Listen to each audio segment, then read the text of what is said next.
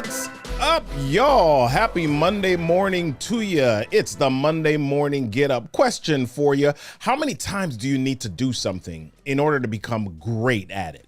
How many times do you need to do something in order to be great at it? We're going to talk about that this morning. But before we go into that, listen, this is the Monday Morning Get Up Show. I'm your man, Robert Kennedy III, RK3. That's me. The Monday Morning Get Up Show is a show, 15 minutes of elevation, motivation, and inspiration designed to get you rocking and rolling and moving through your week. Hey, authentic Gary Graham, how you doing? Good afternoon from the UAE, Dubai. My goodness, enjoy your time there. So, listen, if you want to know when we're going live, if you want to know what's happening with me, if you want to know what we're doing in the world, do me a favor, text me 410-936-4049, 410-936-4049. Get on our mailing list, know when we're going live, know what we've going on.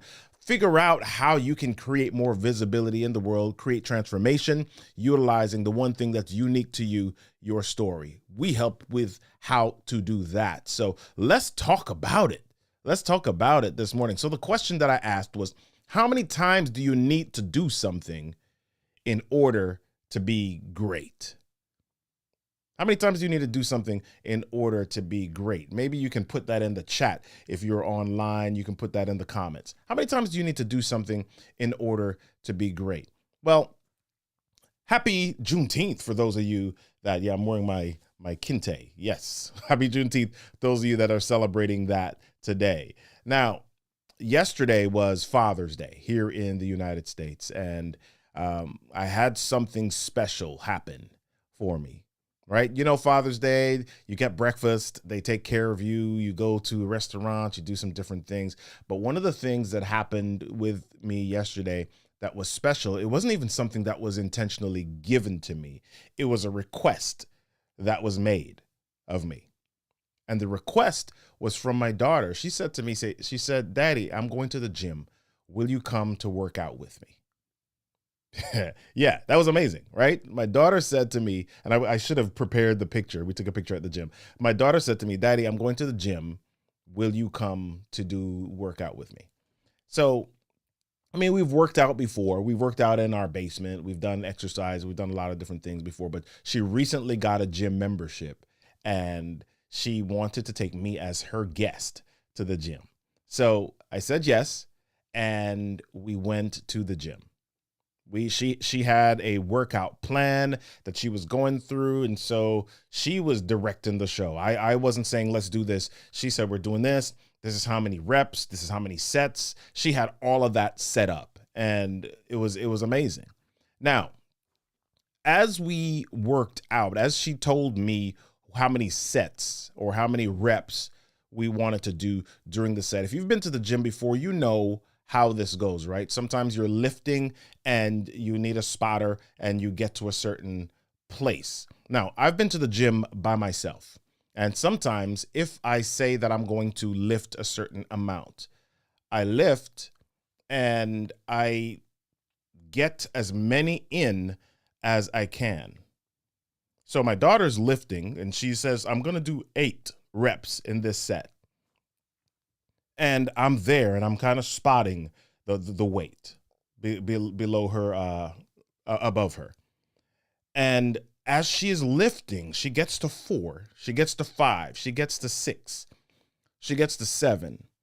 And she gets to 7 on one of her sets, and she's pushing and she's pushing and she's pushing. And what she says to me is, she says, I'm just going to let it go right here, or put it back into the rack. I'm just going to rack it right here.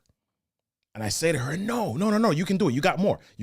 And so she still pushes a little bit, and she moves just a little bit, maybe a half an inch, if that much. And you can see her muscles straining, her body straining. And she's like, I'm just going to rack it. I said, no, you got more. You can get it all the way. You can extend it. You can push it all the way up to the top. And she says, no, I got it. I've done everything. I'm just going to rack it right here. And I'm like, no, you can do this. You can push this. You can do just a little bit more. And so she pushes and she pushes and she pushes, and she's like, I don't have anything left. I said, yes, you do. You've got one more. And she pushes and she finally gets it all the way up to the top of the extension, the top of the rep. And then she puts the weight into the rack. Now, my daughter, I do this with my daughter, and then it's my turn. And I go through the same process. I'm doing as much as I can. And I get to a certain place where I'm pushing, and it's like my body doesn't have any more energy left to give any additional push or lift. And she says to me, "Yes, you can, Daddy. You can do this. You can push it. Push it. You got more and more. You got more." And so she's encouraging me, and she's pushing me. And so the question comes, what is it about having somebody there that pushes you, that allows you to go to that next phase or that next level? What is it that motivates you? Why is it that we just finished the basketball playoffs? We experience this all the time when we talk about sports. People talk about how there's a home field advantage. What is it about the home field, or what is it about having people in an audience or in a stadium or in a space screaming and encouraging that causes you to go to that next level?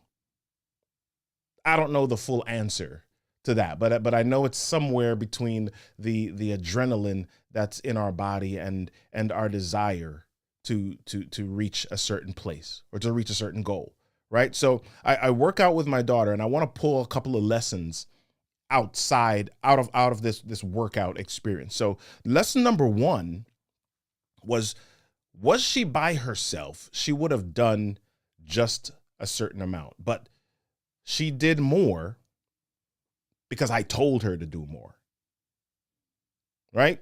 She did more because I told her to do more. I want you to get that, because sometimes we feel like we've reached our internal limit. We feel like we've reached our space, right? We feel like we've reached our capacity. We've reached our potential. And sometimes the only reason that we do more is because somebody tells us that we can do more. So that begs the question, are you hanging around with people who believe you can do more? Are you hanging around with people, or are you in a community where people are doing more, where the norm is to do more, where the normal is to be driven, where the normal is to not be satisfied? Are you in a space, are you intentionally putting yourself in a space where it's normal to do more, right? So lesson number one, my daughter did more because I told her to do more. And I think each of us have reached the place where, my goodness, you feel like you've reached your personal record, right? I remember when I was training for my 100-mile ride, my century ride, I would go on these rides and training rides and record. I had this app, Strava, that would record each segment that I rode. And every time I rode, I would look back at how I did on each segment. And let's say that a segment was half a mile or a mile long. I would look back and it would say 5 minutes and 2 seconds. Right? So I'm pushing and I ride my hardest and it says 5 minutes and 2 seconds.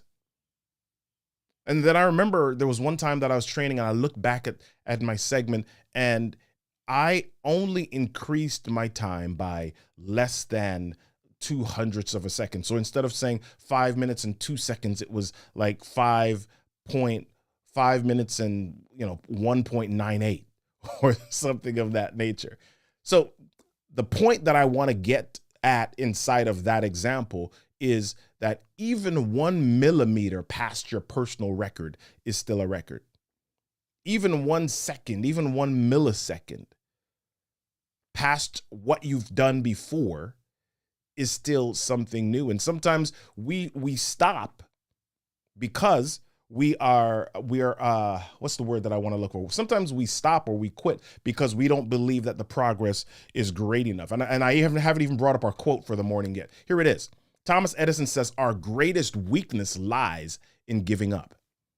The most certain way to succeed is to try just one more time." So I asked the question at the beginning, how many times do you need to do something in order to be great at it? Well, here's the answer. Just one more time. Right? I've talked in the past about Malcolm Gladwell and his book Outliers, and him talking about you need 10,000 hours in order to be considered a master at something. 10,000 hours to attain mastery. And I still have affinity for that idea. But the truth is, in order to be great, how many times do you need to do something? And the answer is just one more time. Every time you look at your record, every time you look at how you've done or what you've achieved, how do you get better? How do you attain greatness? By doing it just one more time. Our greatest weakness lies in giving up, but the most certain way to succeed is to try just one more time. So going back to the lesson or the example with my daughter, she worked out, and lesson number 1 was she did more because I told her to do more. But here's lesson number 2. She did more because she told herself she could do more. Because I told her something, and because when I tell her something, she then has to believe that thing. Then she has to tell herself that thing. And once she tells herself that thing, her body responds and is obedient to that thing. Because here's what happens. We feel like our bodies can't do certain things, or we've reached our limit, right?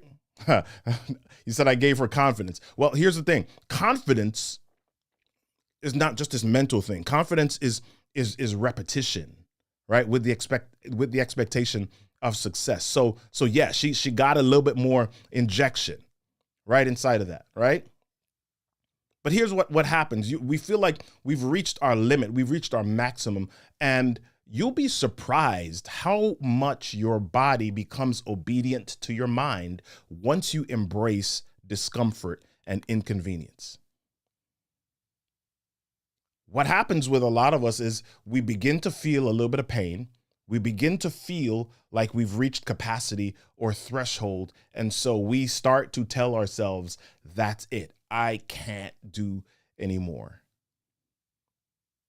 But you'll find that even as you run, and one of the reasons I wanted to do this century race or this century event for my birthday was because I wanted to stretch my body. I wanted to stretch my mind. I wanted to create some additional capacity. And the only way to create additional capacity is to push past the capacity that you thought you had previously.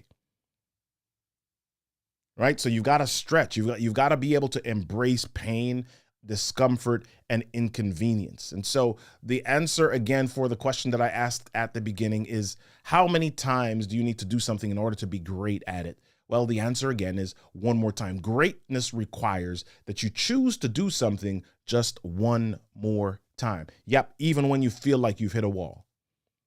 Greatness requires that pain and inconvenience cause you to smile. Not because you're a weirdo, but because you're a winner.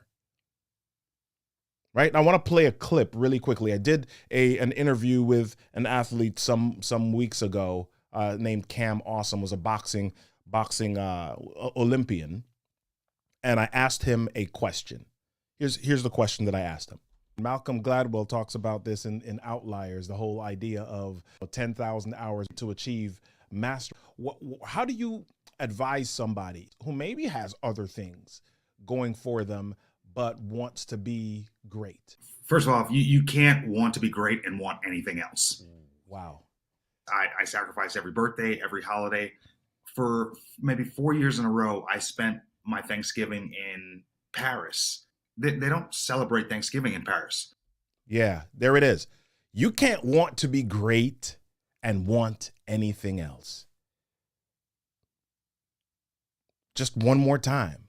Just one more time. Greatness requires that you choose to do something just one more time. It requires that you embrace progress over pain. It requires that discomfort and inconvenience become your friend, and you just expect them, and that you smile because of them, because you know that the pain and the discomfort and the inconvenience are not meant to hold you back. They're meant to stretch you and grow you for the goal that you've set. They're meant to increase your capacity. They're meant to increase your strength. They're meant to increase your patience. They're meant to prepare you for the destination that's ahead of you. Right? If you want to get to greatness, if you want to get to a great place, discomfort and inconvenience and sacrifice and pain are going to be part of that journey. And so instead of complaining about it, instead of saying, why you, why not you? Right? Instead of saying, oh my gosh, this stinks, decide that you're going to embrace all of that because you're a champion, because you're a winner, because you expect nothing less than greatness from yourself. So here's the question for you this week. How many times are you going to do something this week in order to be great at it? How many times are you going to do something this week in order to be great at it? Hey, y'all, remember, greatness has a number, and that number is just one more time. Listen, y'all, this has been the Monday Morning Get Up. I hope that y'all have enjoyed and found value in it. And I hope more than that, that you've decided that this week, nothing's going to hold you back, that you've decided that this week, no matter what challenges come to you, you're going to go at it just one more time. I'll see you next week, Monday morning, on the Monday Morning Get Up. All right, I'm Robert Kennedy III, Arcade 3. That's me. I'll see you.